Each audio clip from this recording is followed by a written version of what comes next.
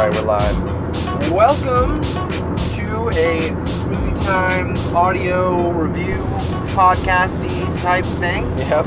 A review of a much anticipated movie for me this year, Okja, Bong Joon-ho's new film that that Netflix produced and released. Let's jump right into it. Yep, how we're gonna do it, because in the event that not a lot of people might have seen this movie but are interested, the first part of this we're gonna keep a spoiler-free review. Yeah, because it's not a big, it's not like a big, it's not being released in theaters. It's not a big like hyped advertised thing. Yeah. Or at least I think it might get some kind of limited release or something, because it was at a film festival. What hell? For all we know, it could be big in. Korea. Yeah, honestly, but so essentially we're gonna do a first half that's kind of spoiler free, that just talks about like more general things, like just what we genuinely thought in terms of quality for the just the story and the cinematography and the acting and the characters and the production and everything. So yeah, and then we'll make it very clear that we're going to get into spoiler territory later. When we do, so so first of all, we'll start with like what it's about. Essentially explaining just like what you need to know about the story, which is that it's based around this corporation called Mirando, I guess. Yeah. And they have genetically engineered these creatures called super pigs that they want to use as livestock. And it's supposed to be this big revolution in the livestock industry. They want to start this whole big thing. And it's kind of in a more than gray moral area with some of the shit that they've done. And the story is centered around how they had this big 10-year-long waiting period while the pigs were grown in all of these different places all over the world. Yeah.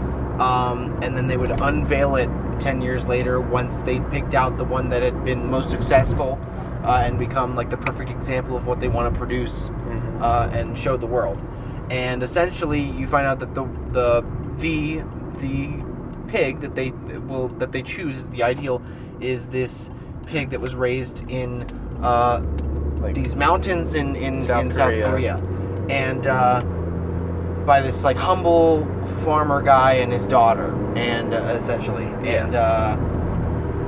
and it basically it ends up becoming this big commentary and sprawling thing involving animal rights activists and all this publicity and all of this manipulating of the information in the situation is this big clusterfuck that deals with all of the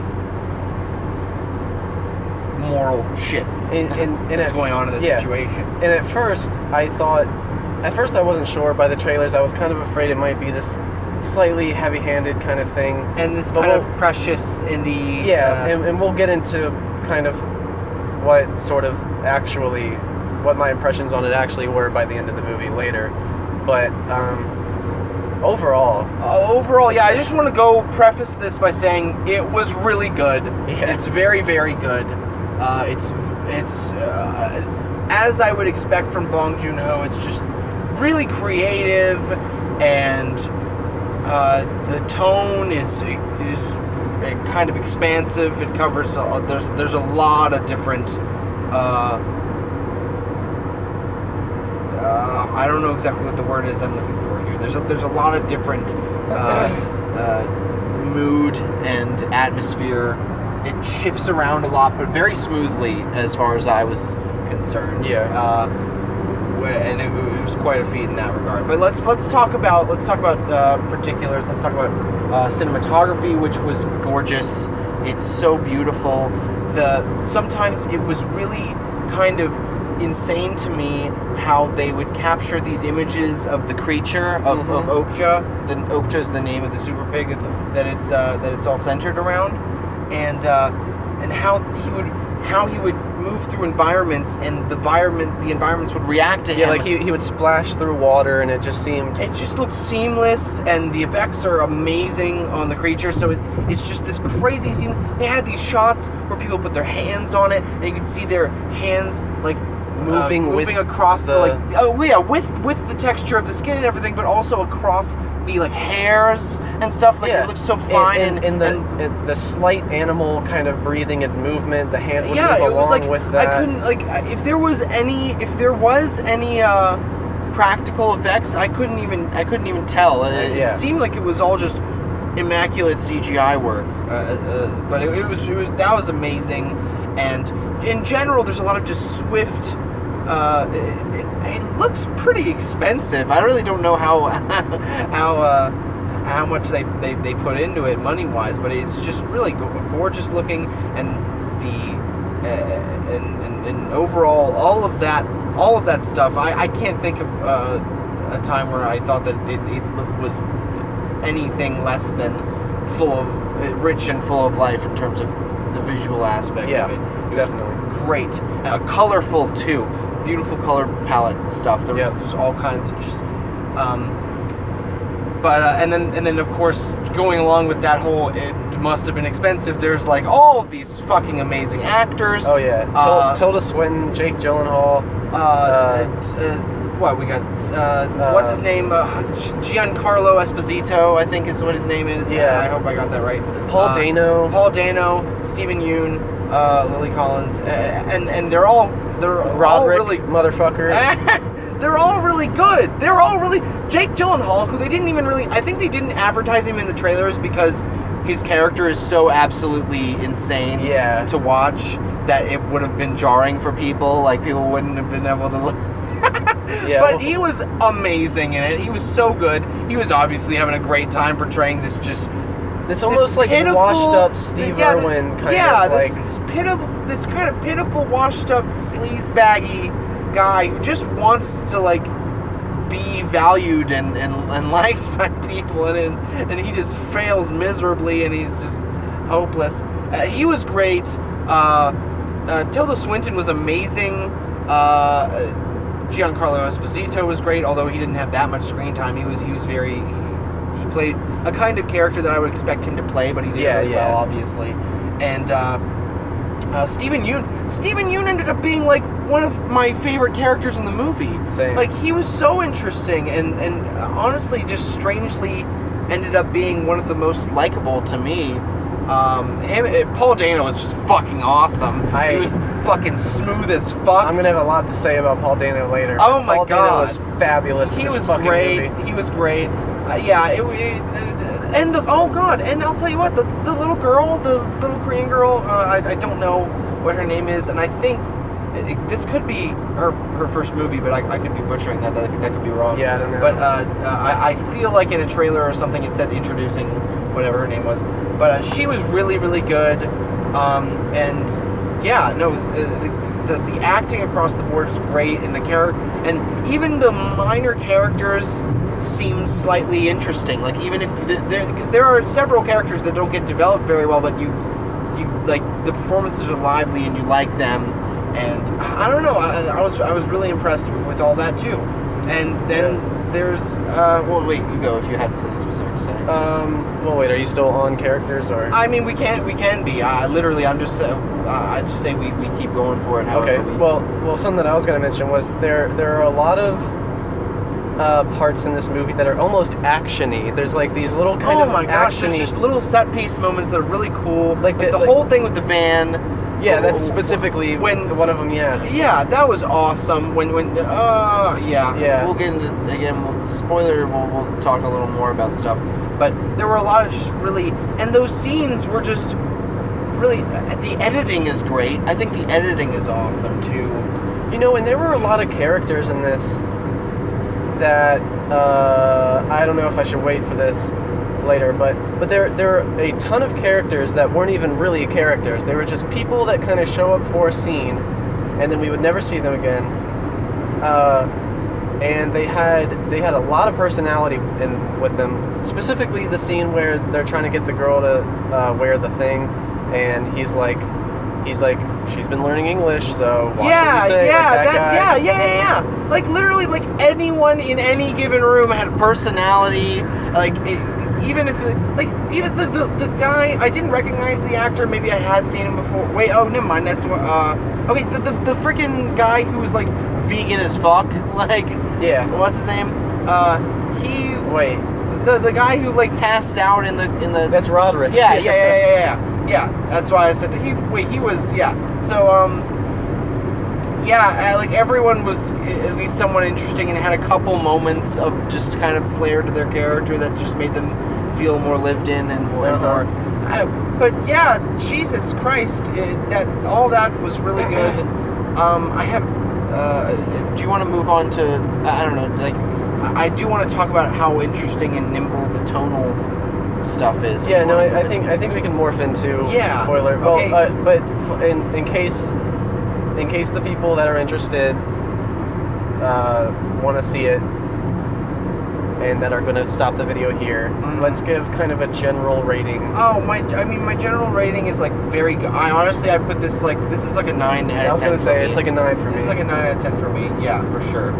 If there's anything, I'm trying to think of something that I would say is a qualm. I feel like there might have been, like, for the record, like, as much as I really did like what they were doing with tone with this, I maybe it's not.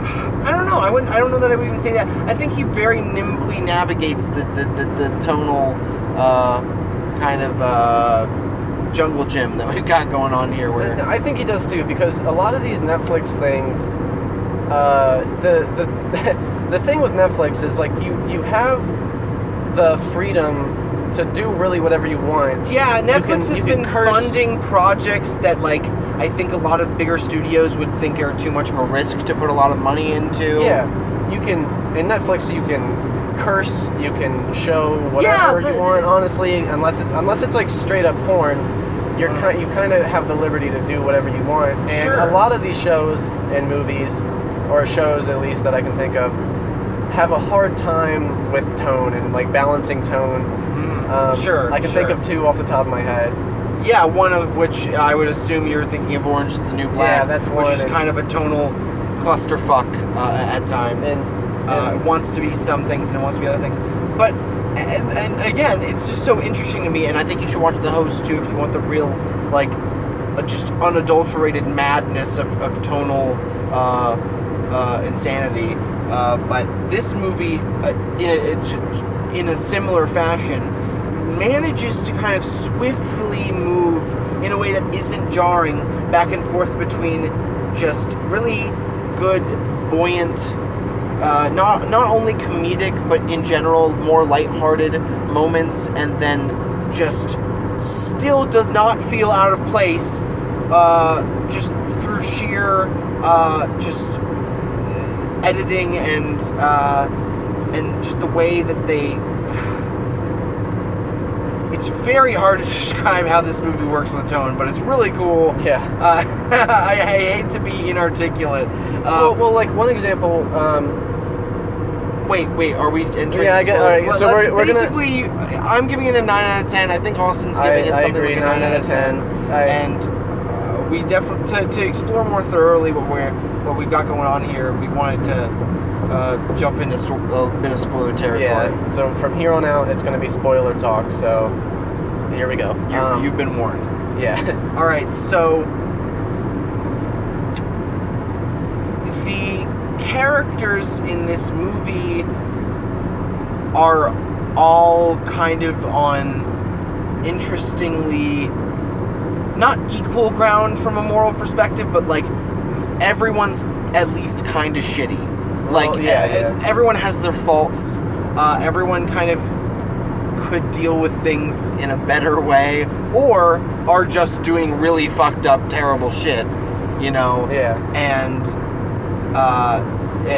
that kind of makes for just a much more complicated version of what this kind of story has been told before, and just much more simplistically versus this, where this story kind of there's dimensions to all of the different perspectives going on here.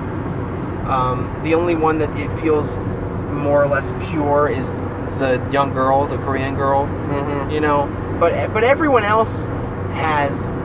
Even she has this almost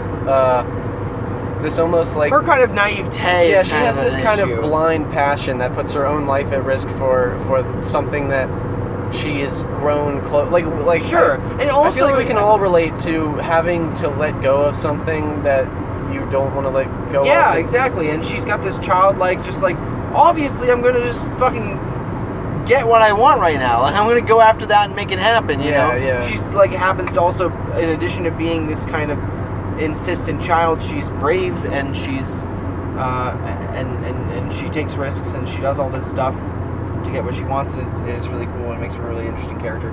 Yeah. But yeah, I kind of just I just wanted to mention how like all these characters like the whole scene where Paul Dano beats down Steven Yeun was one of my favorite scenes in the that whole was movie. so crazy for me. That hit me. Like, I expected something like that might happen because something seemed so sketchy about that whole operation. Yeah, but they were all like, "Oh, we don't like violence and stuff." But Paul Dano was, there's this. It's almost like he mentioned that this activist thing has been around for like 40 years. Yeah, and that their organization. I guess he might. They didn't say for sure, but he seemed to feel like a responsibility for upholding the traditions of the organization, which is really cool, and also feels almost like familial, as if like his dad or someone. That's what I was thinking. I was wondering if. Yeah. Or maybe something more personal. I don't know. But they alluded to things, and then it was really interesting. And you know, in regards to Steven Yeun, one of the things that I thought was so cool about him, I loved how after that whole event happened, and he was kind of a little ashamed of himself. He came back in the end and saved, not in the end, but with 30 minutes to go, he came and saved Paul Dano and the girl, and he had the tattoo now on his arm that said the quote that Paul Dano said to him, that translations are sacred, I think. Like, that was fucking awesome. I was like, oh my god, that's so cool. I think Paul Dano said it was something along the lines of never mix up, never fuck with, you know, it wasn't exactly translation is sacred. I think it was something like... Yeah, well, either way, it was something that essentially said that. Yeah. And so, yeah, that's just an example of, like, how, at the same time, the girl, they represented the gray area of the whole business venture very perfectly with how, you know, because Tilda Swinton plays the two, like, twin characters, and the one that's prominently featured in the movie, the one who's currently running the business until the near the end, she kind of has this... She wants to do it in a more acceptable, more somewhat more humane approach than her older sister would, who eventually takes charge and is just like, just fucking slaughter them. We don't need any of this pansy bullshit. Like, if it's cheap, people will eat it. Yeah, it doesn't matter. Like, and we don't need to trick the people. Yeah, like, that was a really awesome way to, and also just this kind of feeling that I got, this kind of palpable past kind of built relationship between her and Giancarlo Esposito's character, how he kind of just seemed to kind of seemed like he was in charge a little bit. I really don't get what his deal was. That was so interesting. Weird. It was because it was purposefully not spoken in the story. Like, they didn't really say exactly what his whole thing was. Well, like, remember at the very beginning, I think his loyalty is to the company really more so than specifically that the Tilda Swinton character that was Lucy or whatever her name was. Yeah, Lucy. Like, I think he's like higher up in the company, and he cares more about what happens with the company than what she wants to happen. And so he realized at a point that Lucy was the one that was going to be able to handle this and get shit done. And that was really interesting. Well, so remember, wait, Lucy was not the sister. Lucy was the main girl. No, really? Yeah. No, that's what I was saying. I was talking about Okay, yeah, never mind. The main one. Yeah. And something that I thought was interesting, I don't know if you remember, in the past, when she was giving the speech, you could see, what's his name, Gus, on the balcony, like mouthing the words, because like as if he wrote the thing. Or Yeah, he memorized that it, like, again. I saw that little subtle thing, and I was like, oh, he's. I think I don't. He's kind of the low key brain. Yeah. Or not, like he is understanding. He knows what's going on with all this. Yeah. Oh, Jesus! I just remembered. What? When. Wow, yeah, I gotta like think more about him, because there was the scene where that really crazy scene where they're all in the office and Tilda Swinton's like having her breakdown, and then he makes the coffee. Mm-hmm. Remember that shot of him with the cell phone on the table? Yeah. He slides the phone that has... Again, oh my god, visual storytelling. Bong Joon-ho is so smart. There's so many things that he just implies. Because he was on the phone with the sister. He was literally just like, listen to what... He was letting her listen in on the conversation. Yeah, your sister's fucking up, so you should probably get over here. God, Because he probably worked with the dad, and he's probably like, I'm stuck with these girls now. Yeah. And he's just trying to keep things above water. Yeah. Yeah, from his perspective. And so, yeah, anyways, all these complicated, these nuanced portrayals of the different perspectives in this situation make for such an interesting, just kind of morality play on this whole thing. And it's really cool. That was awesome. And so... I don't know where you want to go next.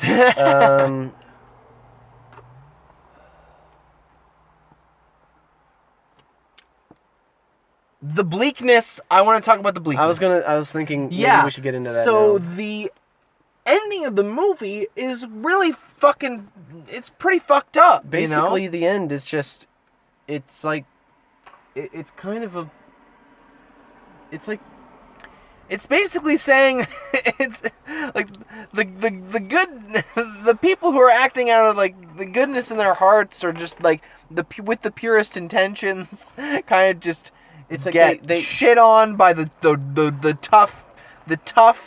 toughened, the rough, the fucking authoritarian like people who are naturally in places of power and in charge. And it's basically just, no matter how much effort and compassion you put into what you're doing to try and save these animals, at the end of the day, there's no way to get around. You're only going to help maybe a slight fraction of who you're trying to help, and it's this really sad. And they really didn't even help at all. She just ended up buying the animal. Yeah, she had to literally give away this golden pig that's apparently worth a lot of money and probably would have helped her make a life for herself if she wanted it, but instead she just goes back to the mountain after buying the pig. She just goes back to the mountain and goes back to living a simple like farm girl life, and I'm just like, fuck, my god, man. Oh yeah, no, it was that ending was pretty brutal. But there was like a glimmer of hope when the like, I'm assuming mama and pop pigs kind of like saved their little baby and pushed it out of the thing. Yeah, that was beautiful. And if you remember, they like had the male pig impregnate Cujo. Wait, what? Is it Cujo? What are you talking about? Is the pig named Cujo? No, it's Okja, dude. Okja. That's the name of the movie. I'm thinking of the two strings thing. Kubo. Yeah, you're good. If you remember, Okja is now pregnant, so there was kind of that glimmer of hope, like whatever baby she has, and then this other baby pig, maybe true. they can kind of create a little farm in the hills of... Yeah, but you get the feel. Yeah, it's and there's also one more thing. There's one more thing that I am kind of still thinking about, which is the whisper. Yeah. There's this whole thing where the main character, the young girl, would whisper in the pig's ear. She just once in the beginning, in the middle, and once somewhere in the midpoint. And then in the end of the movie, she stands there and listens almost. Like, you don't hear anything that any sound that comes out of the mouth of Okja. But she's like listening to it, and then she seems kind of like gently comforted by it, and then she walks away. And it's like, there's obviously something really kind of amazing about that, but I have to think about what that's really saying, and maybe I'm being a little dense or something. Maybe that's a little more obvious than I realize. If the only obvious maybe thing, that's just kind of the I don't know. The only obvious thing that I could just pull out of my ass right now is that the little girl didn't know that it was pregnant or got impregnated because Paul Dano told her not to look at the screen. Ooh, and maybe she kinda... Yeah, but there also seems you'd think that there'd be a reason that it was connected to the 2 times earlier that she spoke. That's true. I don't know. At 2 integral moments in the film when she spoke in the ear of the pig. That's true. So, but it's that is an interesting thing to consider. I don't know, but yeah, so this film it's really thought provoking, and it beautifully captures in a very unique and sometimes fun but sometimes very harsh. Again, the tone is crazy, but in this almost all-encompassing sort of way, it captures the complexity of an issue like this, and channels it through a story that's interesting, and it's disheartening, but it's also inspiring, and it's definitely moving, and I thought it was pretty fantastic. Again, I'm gonna have to give it more thought because I feel like we just finished watching it. I feel like a 9 sounds right. I don't want to. I don't think it's a 10, but I don't really know why I don't think it's a 10. I have to think about that. But because Snowpiercer's a 10 for me, just to reference back in Bong Joon-ho's filmography, Snowpiercer was a 10 for me. Snowpiercer honestly is one of my favorite movies, and The Host is also just fan-fucking-tastic. It's really interesting, really kind of disturbing, and also just fascinating and dark. But yeah, I think it's just another great piece of work to add to Bong Joon-ho's increasing filmography. It's really good. Also, there was something interesting about this could have had a deeper meaning, or it just could have been nothing at all. But when Tilda Swinton and her twin were sitting down on the bench, and then she gave her a cigarette, and it was like a pink cigarette, and then she had a green cigarette.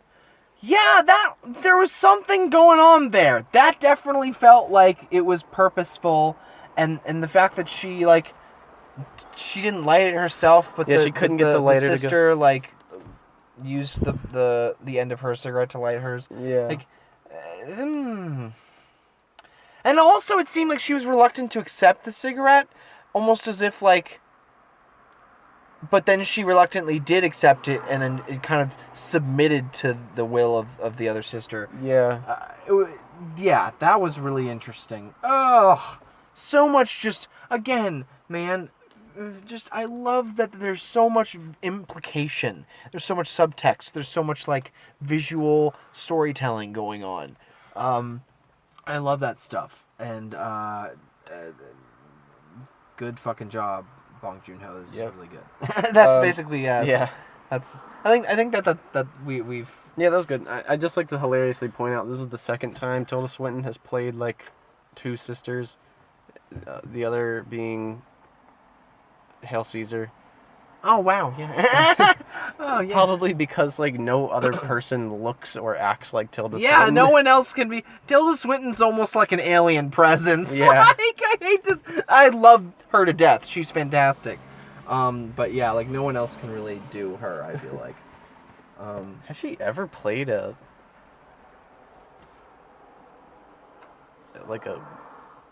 good character? I mean, I'm sure there are. But... I'm sure she has, but right now, with this image of her that I have presently in my mind, I can't think of her being a good character. Damn. I don't know, but yeah.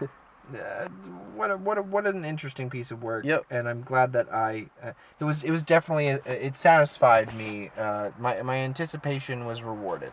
Yeah, same. And I guess that's a good. Definitely check it out. It was high recommendation. very entertaining. There wasn't really a point in the movie where I was kind of like. Yeah, I never felt like it dragged. Pacing was excellent. Yeah. Character stuff was great. The story moves and it crescendos and it's very well thought out and it's very good.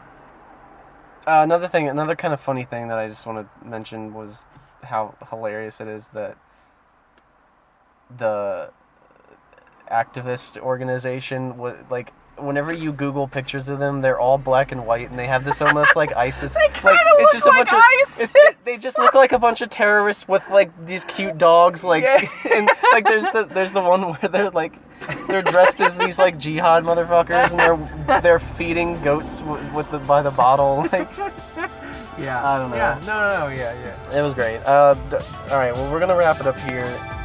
9 out of 10. 9 out of 10. High recommendation. Check it out, guys. All right, see you next time.